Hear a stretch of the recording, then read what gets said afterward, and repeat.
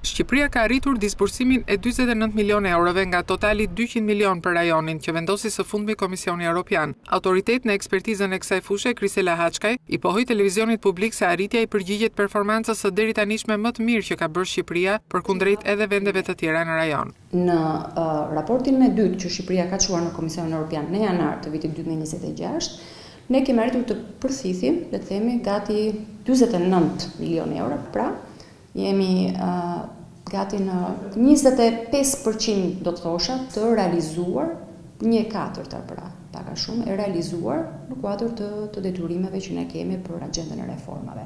Fondet e miratuara për lëvrimi përkasin në masë më të lartë klimës së biznesit.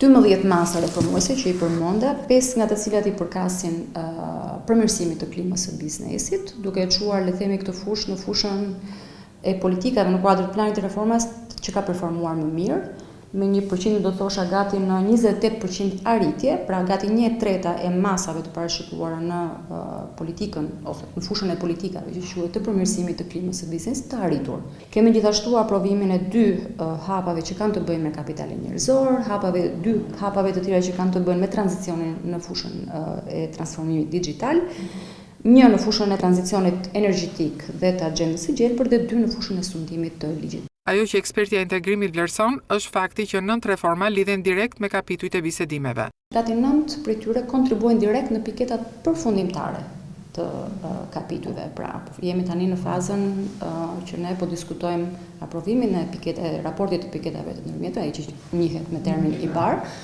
Por paralelisht ka filluar puna për përmbylljen e piketave përfundimtare. Pra, agjenda e reformës në infrastrukturë është edhe një instrument mbështetës dhe shpejtues i punës së qeverisë, pra institucioneve që kanë përgjegjësi në kuadër të planit të reformave, për të ecur edhe më shpejt në drejtimin të përmbylljes së kushteve përfundimtare.